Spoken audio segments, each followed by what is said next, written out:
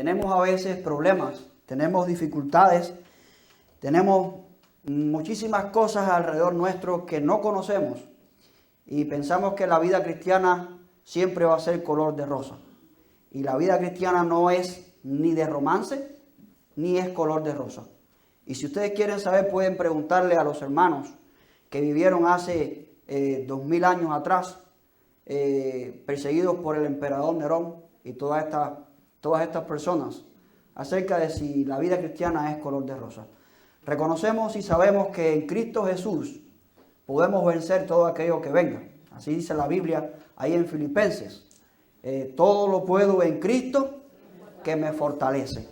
Pero fíjense que la palabra de Dios no dice en ningún momento que todo lo puedo porque soy cristiano, o todo lo puedo porque yo me llamo así, o todo lo puedo porque voy a la iglesia. Es todo lo puedo en Cristo. No todo lo puedo en mi trabajo o todo lo puedo en mi iglesia. Todo lo puedo en Cristo, que es el que me fortalece. Todos sabemos de alguna manera que necesitamos ser fortalecidos. Y ustedes van a decir, bueno, necesitamos ser fortalecidos ¿para qué? ¿Para trabajar durante la semana? ¿Para ir a trabajar y que me saquen bien el jugo ahí en el trabajo? ¿Para qué necesito ser fortalecido yo? ¿Para qué el pastor va a hablar hoy sobre ser fortalecido? ¿Por qué necesitamos una vida fortalecida en Dios? Bien, sucede que hay algo que también nosotros sabemos. Y es precisamente que en el mundo hay guerras. Y el principio de las guerras casi siempre es porque un grupo de personas piensa que pueden conquistar o que pueden forzar a otro grupo de personas a creer como ellos o necesitan rendirle honor a estos. Entonces este grupo no se deja dominar, contraataca y ¿qué sucede? Ahí se arma una guerra. Las guerras pueden suceder también porque uno de los grupos cree que es superior en raza, porque cree que su religión es mejor, y vemos esto en el Medio Oriente. Hay una guerra de religiones terrible ahí. Y unos creen que su religión es mejor que la otra, o unos quieren las tierras que tienen los otros para que estén a su control. Y de alguna manera, pues, las guerras comienzan de esa manera. Hay otra manera en que empiezan las guerras también, o las peleas, y es precisamente por temor. El temor también obliga a mucha gente a pelear o a hacer guerra. La guerra, mis amados hermanos, es una de las cosas más antiguas que existen. Están registradas en la Biblia y aún antes de la Biblia estoy seguro que deben haber habido otras guerras. También es quizás la más antigua de todas las relaciones internacionales. Miren esto, las guerras es una de las más antiguas relaciones internacionales. Ahora bien, ¿es de este tipo de guerra de las que va a hablar el pastor hoy? ¿Es de este tipo de guerra para las cuales nosotros necesitamos ser fortalecidos en Dios? No, sucede que del principio hay una guerra. Satanás fue echado a la tierra y Satanás todo el tiempo ha querido que el ser humano, lejos de ser imagen de Dios, lejos de darle la gloria a Dios, lejos de estar en comunicación constante con Dios, esté en contra de Dios. Y esta es una de las guerras que el cristiano tiene que enfrentar. Porque ese enemigo no quiere bajo ningún concepto que el ser humano le dé la gloria a Dios. Y por esa razón hay todo tipo de guerra espiritual alrededor nuestro. Y sobre eso vamos a estar hablando hoy. Ahora, ¿cuál es la propuesta del pastor para la iglesia? Bien, que todos nosotros como creyentes nos fortalezcamos en Cristo. Que toda la iglesia, que todo cristiano esté fortalecido en Cristo. Vamos a orar. Dios bueno, te damos gloria, te damos honra, Señor, por darnos la oportunidad de tu palabra. Señor, te queremos pedir en este tiempo que tú nos ayudes a exponer tu palabra también con claridad, presentando así cada punto, Señor, y defendiéndolo, Señor, como tú quieres, porque tu palabra es tuya, Señor. Háblale a tu iglesia, Señor, háblale a tus hijos conforme a tu voluntad. En el nombre de Jesús oramos. Amén. Bien, Pablo nos da ahí en la carta a los Efesios que hemos estado estudiando, hemos estado presentando sermones sobre esta carta ya por varios meses y hemos sacado muchísimas cosas. y hemos visto cuánta batalla hay alrededor del cristiano y cuántas cosas el cristiano necesita continuamente hacer para estar bien con Dios. Así que Pablo, ya terminando su carta, él le dice a los cristianos en Éfeso, le dice, fíjense ahí cómo empieza el versículo número 10. Por lo demás, hermanos, ahí dice la palabra. Esto quiere decir que por tanto, por todo lo que he dicho hasta aquí, entonces comienza Pablo diciendo, fortaleceos en el Señor y en el poder de su fuerza. Es decir, que la primera cosa que tenemos que entender, hermanos, es que Pablo le estaba dejando saber a los efesios que necesitaban ser fortalecidos para vencer primeramente. ¿Y fortalecidos en quién? Fortalecidos en el Señor. Es lo primero que la iglesia necesita entender. El Señor es todopoderoso. El Señor es todo poder. No hay debilidad en el Señor. Fíjense que la Biblia muestra también ahí en Santiago que el Señor no tienta a nadie, ni tampoco es tentado por el mal. Porque no hay debilidad en Él. El Señor no siente ninguna debilidad por nada que pueda sentir el hombre. No hay pecado en Él. Si queremos encontrar todo poder, ¿a quién vamos a ir?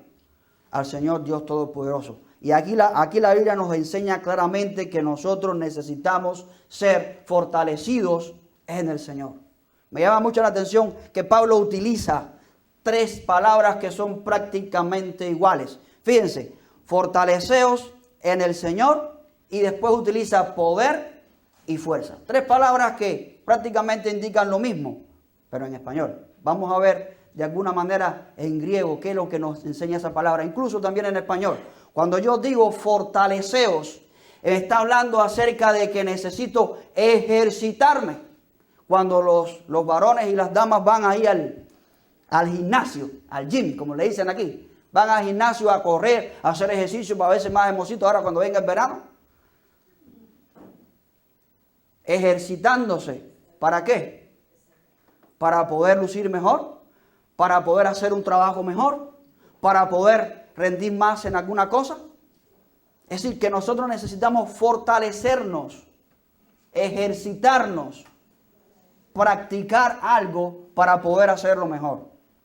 Es decir, que Pablo la indicación que está dando es que necesitamos ejercitarnos espiritualmente para que se les vaya la imagen del gimnasio y se les vaya la imagen de la carrera y todo eso.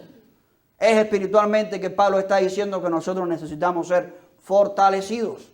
Necesitamos ejercitarnos espiritualmente. Hay cristianos que vienen el domingo a la iglesia, escuchan el sermón, escuchan toda la alabanza, levantan las manos, cierran los ojos, hacen todo tipo de cosas que hay que hacer en el culto y la semana entera se la pasan sin orar ni leer la Biblia. Entonces, ¿qué tipo de ejercicio se está haciendo espiritualmente? Ninguno, hermano. Muchas veces estamos dejando de ejercitar. Estamos dejando de fortalecernos en el Señor. Y comenzamos a decaer. Y muchas veces nos preguntamos, ¿por qué cosa caí en esto? ¿Por qué me sucedió aquello? ¿Por qué cosa me duele hoy? Y es porque dejaste de fortalecerte en el Señor. Y eso es lo primero, hermanos. La primera indicación que da Pablo ahí dice, fortaleceos, ejercítense espiritualmente en el Señor. La segunda palabra que viene ahí es poder, dinamis, una palabra en griego que se pronuncia dinamis. Es la transliteración de esa palabra. Pero ahora bien, de ahí también sale nuestra palabra dinamita. ¿Y para qué se usa la dinamita? ¿Para explotar cosas nada más? No, se utiliza para hacer caminos, para hacer canteras. Se utiliza para muchas cosas buenas. Así que el poder que vamos a ver aquí en Dios no es un poder para explotar cosas, sino que es un poder para cambiar vidas. Así como la dinamita, oigan bien, así como la dinamita sirve para cambiar el relieve, también el poder de Dios sirve. Porque también dice la Biblia ahí, porque no me avergüenzo del Evangelio, porque es dinamis, es poder de Dios. El Evangelio cambia vidas. Y nosotros necesitamos ser fortalecidos, ejercitados en el poder de Dios que cambia nuestras vidas, hermanos. Hay veces que pensamos que un milagro grande es ver que un cojo camine, que un ciego alcance la vista. Y nosotros pensamos que milagro es aquello que sucede que nosotros no entendemos. O aquello que Dios hace que nosotros simplemente no le podemos encontrar explicación. Pero ¿qué sucede? Que para Dios no hay milagros. Porque Dios lo que quiere hacer simplemente lo hace por el poder de su palabra. Dios dice, sea hecho y fue hecho. Sea la luz y fue la luz. Por el poder de su palabra para cambiar todo. Así que Pablo nos está enseñando ahí que tenemos que estar fortalecidos en el Señor, en el poder de su fuerza. Dice la última palabra, fuerza. Y esta palabra fuerza es la que me está dejando saber a mí que es la activación del todo poder de Dios en alguna cosa. Así que hermanos, eso es lo primero que tenemos que hacer. Fortalecernos en el Señor para vencer, en el poder de su fuerza.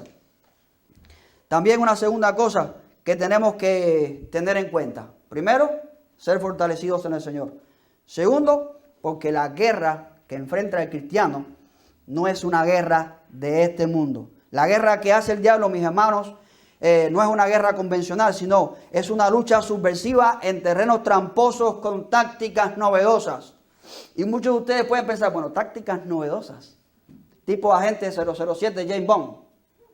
No, yo no estoy, sí, porque ustedes saben que cada vez que hay una película de James Bond, le hacen un arma nueva, le ponen un carro nuevo, le ponen una pistola nueva, le ponen algo nuevo, hay algo novedoso. Bien, el diablo también.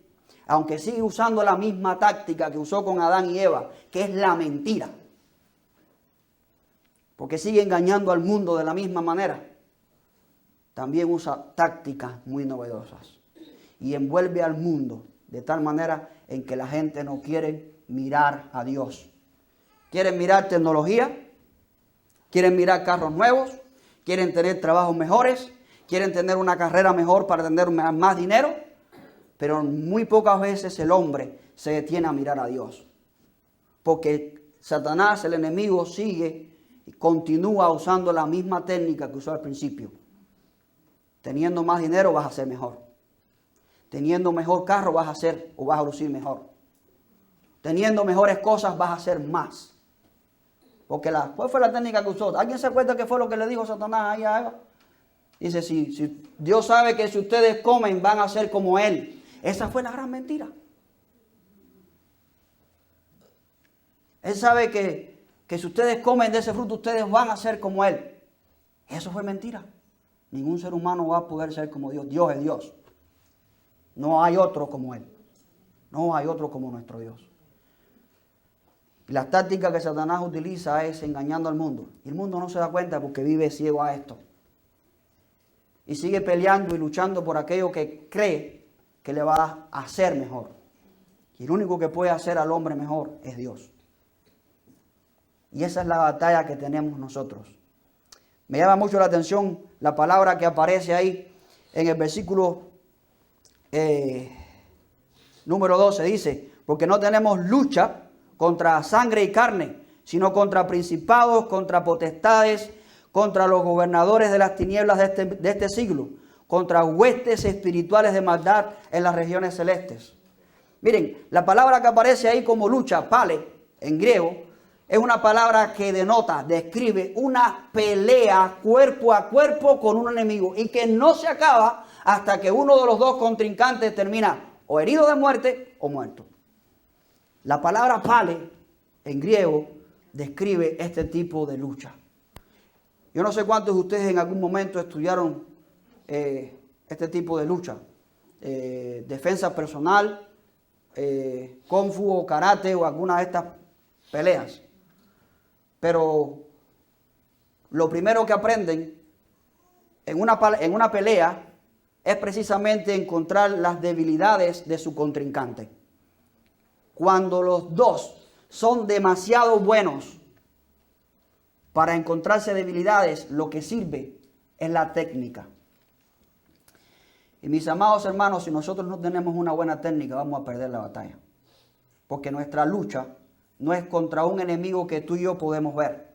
Nuestra batalla no es contra alguien que tú y yo podemos encontrarle una debilidad en su rodilla o en su pierna.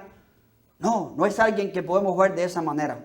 Nuestro enemigo es invisible y está alrededor nuestro buscando devorarnos. Está alrededor nuestro tratando de hacernos caer. De esa manera se manifiesta nuestro enemigo.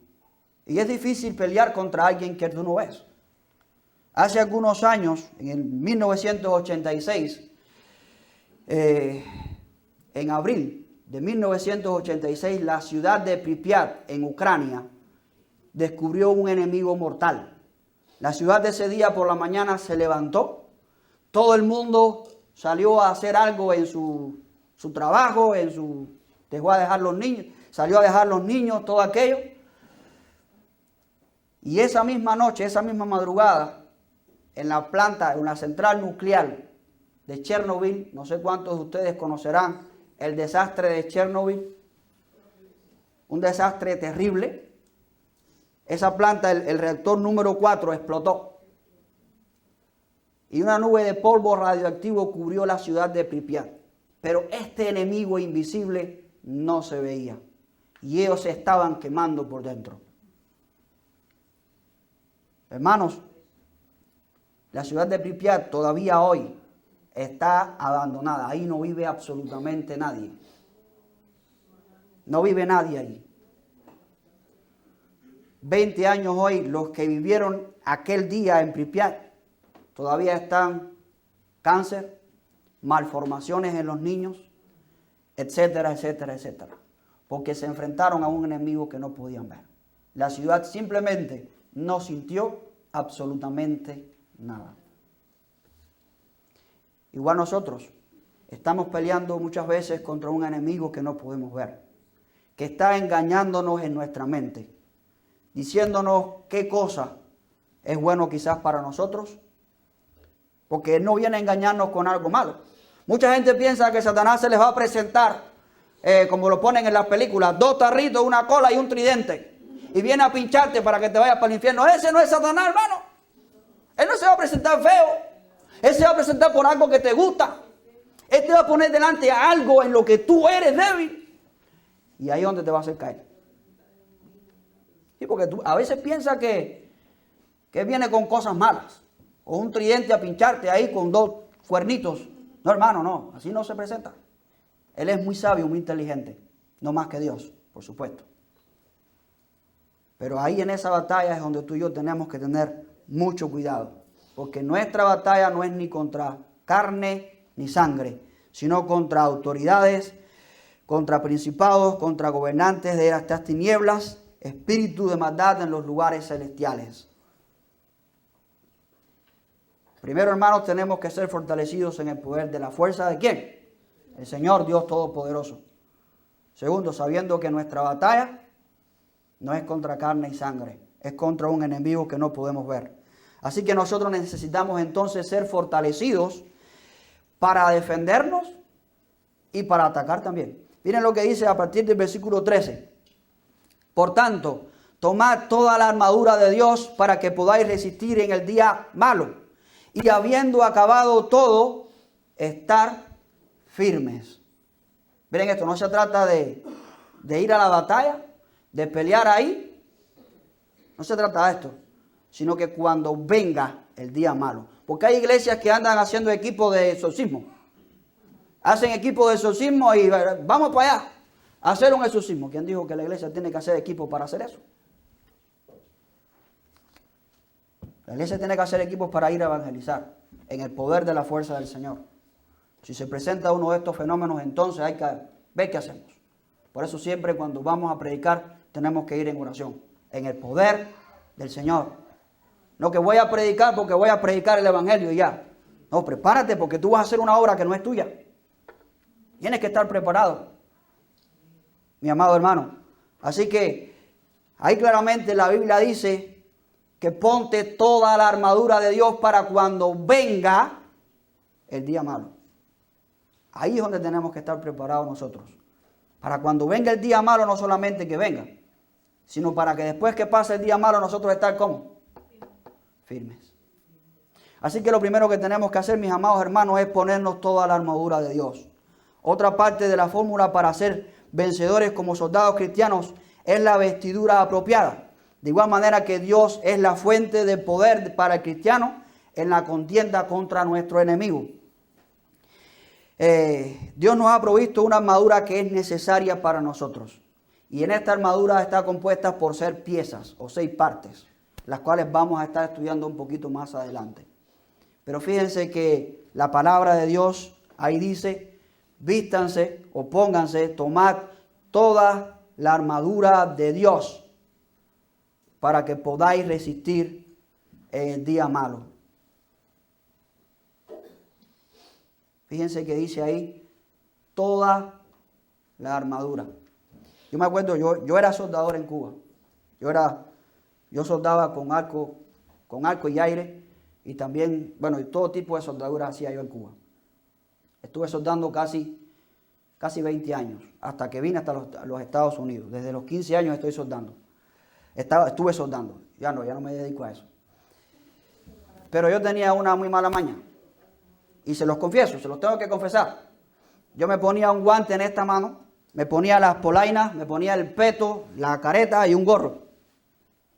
Pero esta mano, para agarrar la tenaza, el mango siempre estaba descubierto. Como a mí me sudan tanto las manos, ustedes se imaginan lo que pasaba yo, ¿no? Era todo el tiempo cogiéndome la corriente. Todo el tiempo esa mano estaba cerca del arco y me estaba quemando. Incluso todos los gases que soldaba la soldadura estaban en esa mano. Yo me olía esta mano y olía a guante. Me olía en cualquier otro lugar y olía a sudor o a otra cosa. Pero esta mano olía constantemente. Estaba quemada y olía a soldadura. ¿Por qué, hermanos?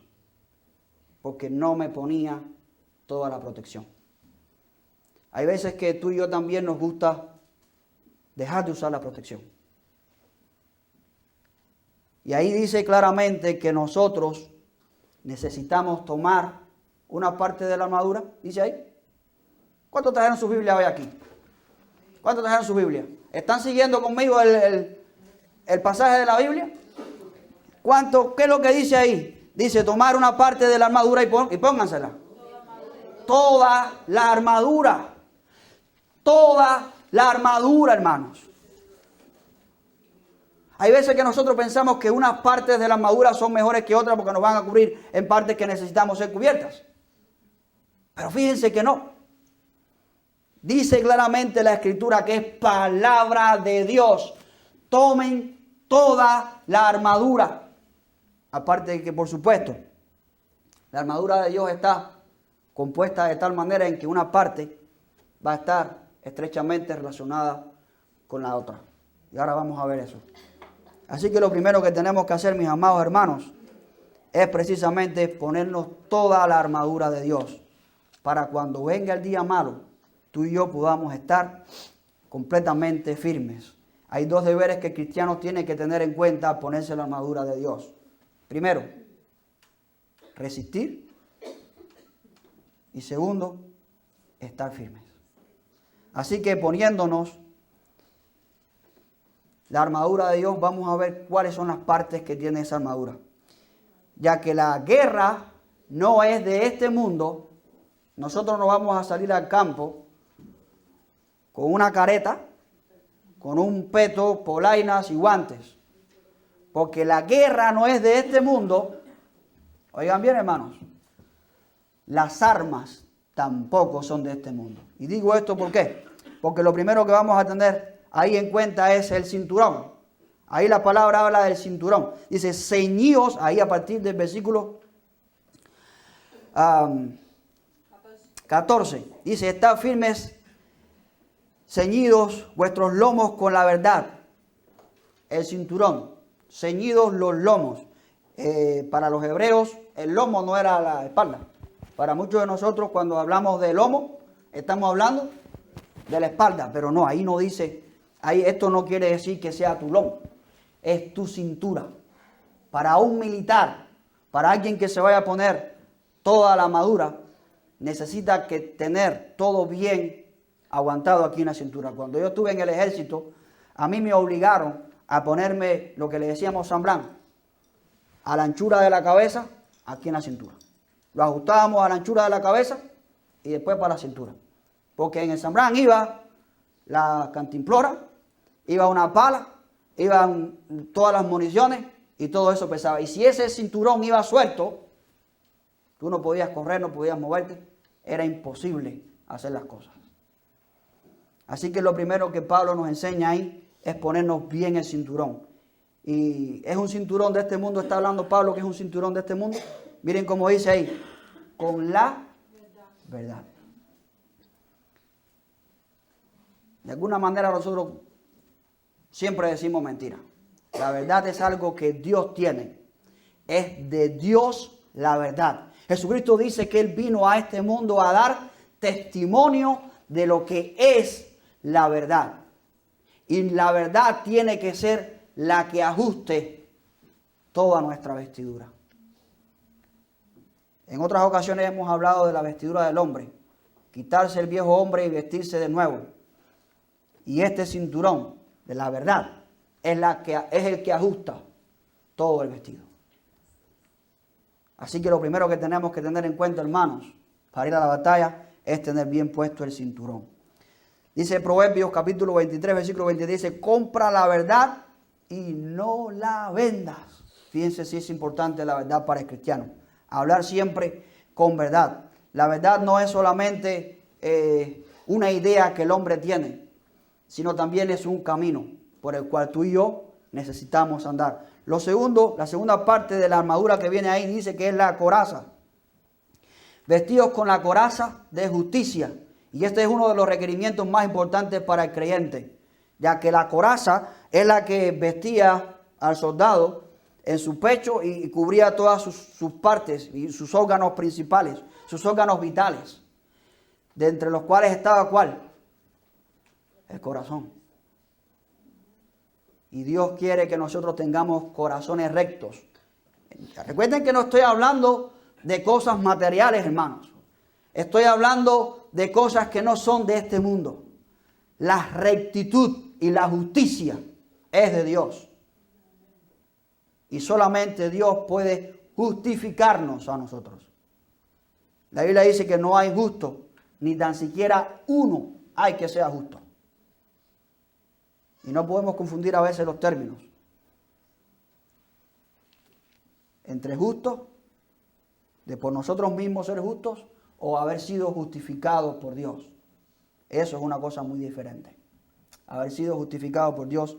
Así que lo segundo que tenemos que tener en cuenta es que esa coraza debe ser de justicia. Imagínense un cristiano injusto. Así que, hermano, si usted controla o maneja alguna cosa, sea justo en lo que hace. Sea justo en lo que tú estás manejando. Lo tercero que encontramos ahí ya en el versículo 15, ponernos bien el calzado. Dice, y calzados los pies con el apresto del evangelio de la paz. Así que, mis hermanos, cuando está hablando de calzado, ¿está hablando de un par de zapatos? Está hablando de la firmeza del cristiano. El zapato le da firmeza. Yo me acuerdo cuando yo trabajaba en McDonald's, a mí me obligaban a comprar unos zapatos que era para no resbalar. Y yo me metía en el McDonald's dentro de la grasa y ¿verdad que no rebalaban? Ahora, cuando yo iba, por ejemplo, otro día que yo estaba off, como hicimos aquí, cuando yo estaba off, iba con otro par de zapatos y tenía que entrar a servir. Porque aquellos resbalaban. Así que, hermanos, cuando ahí habla acerca de tener un calzado especial, está hablando de estar firme en el evangelio que hemos creído. En lo que tú y yo hemos creído en Cristo Jesús. Que el evangelio, teniendo en cuenta, es poder de Dios también. Así que estando firmes con este tipo de zapatos puestos. Lo tercero que viene ahí, o lo cuarto, es el escudo. Y el escudo representa precisamente nuestra fe. El escudo era un pedazo de madera o de metal que ellos usaban en el brazo izquierdo o derecho, depende de cómo manejar el soldado la batalla. Y con este escudo ellos paraban los proyectiles o las flechas que el enemigo enviaba. Me llama mucho la atención lo que dice ahí. Fíjense, sobre todo tomar el escudo de la fe. Pero yo estuve analizando ahí en la Biblia de las Américas y en la Biblia de Jerusalén. Y las palabras que vienen ahí no es sobre todo, sino habiendo tomado o tomando o embrazando, como dice la Biblia de Jerusalén, el escudo, poniéndolo en tu brazo para que puedas apagar los proyectiles que el enemigo te envía. Pero fíjense que habla de la fe, de la confianza, sabiendo que vamos a estar bien resguardados de todo aquello que pueda hacernos daño. Porque mi vida no está expuesta. Mi vida está escondida en Cristo. Y creo que hay un canto que dice así: mi vida está escondida en Dios. Mi vida está fortalecida en Dios. Así que el escudo también, hermanos, es importante. Y continúa Pablo hablando ahí acerca del yelmo. El yelmo es el casco. Y el casco va a proteger tu cabeza, va a proteger tu mente, va a proteger tus ideas. Es interesante que después de haber hablado de la fe, hable de la salvación.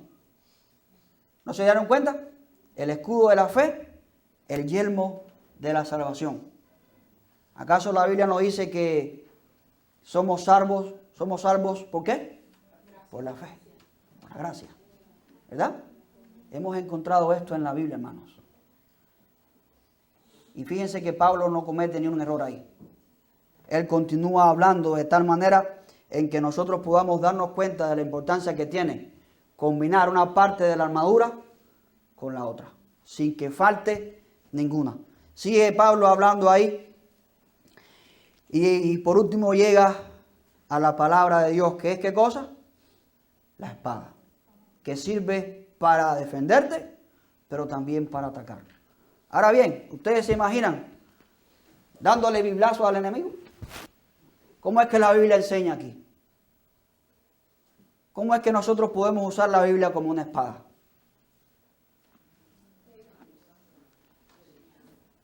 Miren, hermanos, hay un montón de doctrinas raras allá afuera hoy en día.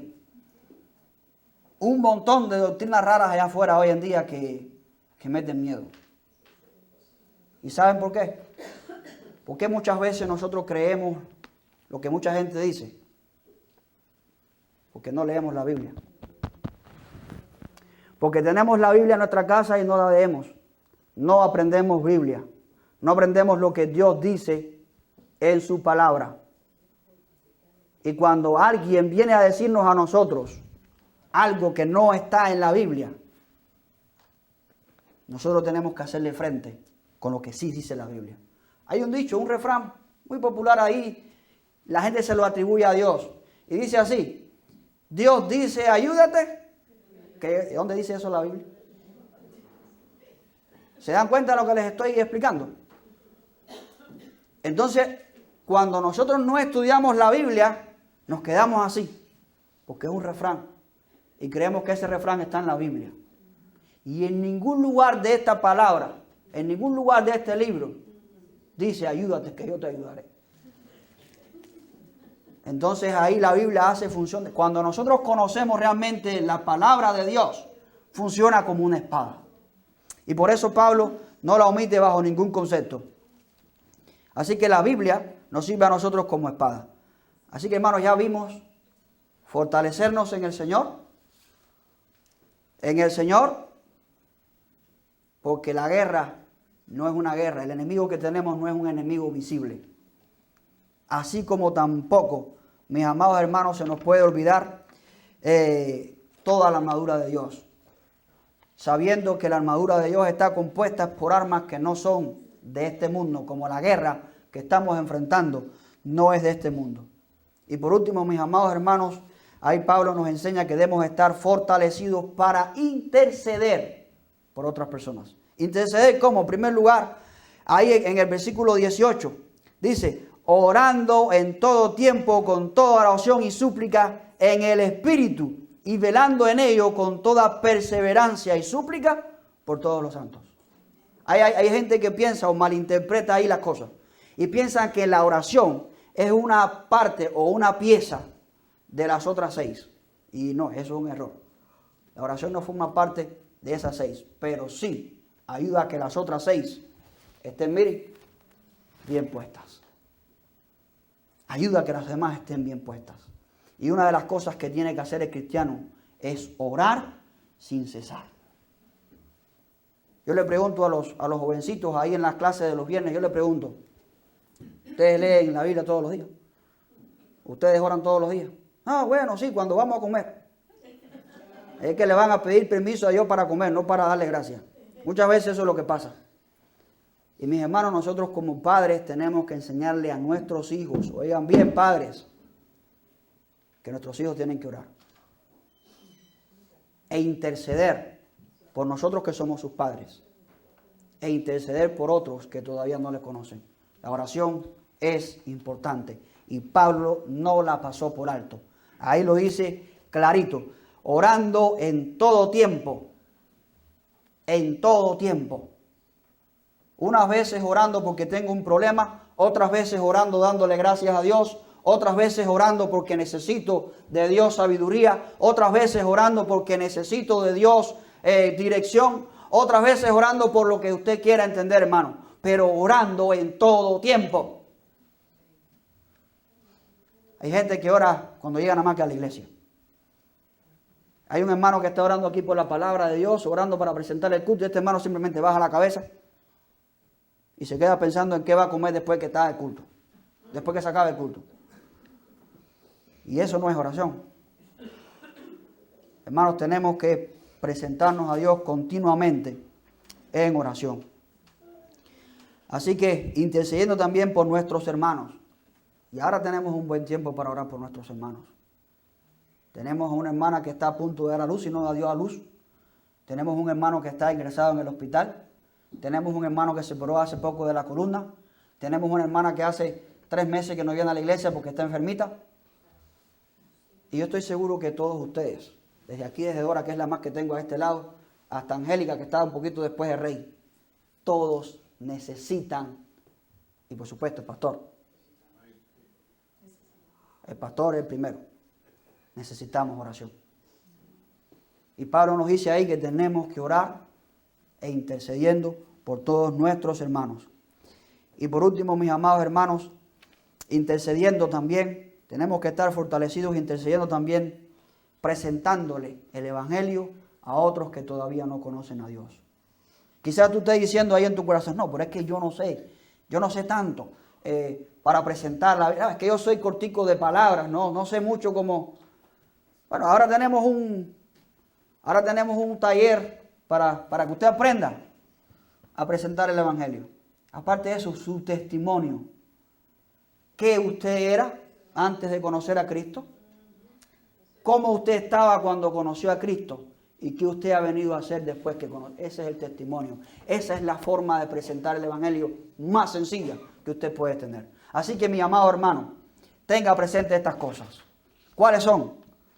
Estar fortalecidos porque sabemos que vamos a vencer en la fuerza del Señor, porque la guerra que estamos presentando no es de este mundo. Fortalecidos también para defender y atacar con la armadura de Dios, sabiendo que la guerra no es de este mundo, por tanto las armas tampoco son de este mundo. Y por último, mis amados hermanos, tenemos que estar fortalecidos para interceder en oración e interceder en la predicación por aquellos que todavía no conocen al Señor. Amén. Vamos a orar. Señor, bueno, te damos las gracias por tu palabra una vez más. Te damos las gracias por permitirnos, Señor, exponerla, oh Dios. Y te pedimos ahora que nos ayudes, oh Señor, a entender todos estos principios que hemos aprendido. Señor, que tenemos un enemigo que no descansa. Tenemos un enemigo que constantemente quiere hacer guerra en contra nuestra. Porque la guerra, Señor, es invisible. Pero te pedimos, oh Dios Santo, que nos des la fuerza Ayúdanos a cada día, oh Señor, a vestirnos con esta armadura, a fortalecernos, Señor, a ejercitar nuestra fortaleza en ti, oh Dios mío, buscando siempre alcanzar, oh Dios Todopoderoso, más conocimiento de ti, más comunicación, Señor, contigo. Y sobre todas las cosas, oh Dios, que tu iglesia sea, Dios mío, una prioridad en nuestras vidas. Dios mío, te pedimos en el nombre de Jesús que tú bendigas a cada hermano en esta tarde y que nos ayudes a ser, Señor, no son tan solamente oidores, sino hacedores de tu palabra, poniéndola en práctica cada día de la semana, a cada momento, en nuestros hogares, en nuestros trabajos, en las escuelas, oh Señor, en la calle, donde quiera que estemos. Porque tú eres Dios y eres tú quien nos fortalece. En el nombre de Jesús estamos orando. Amén.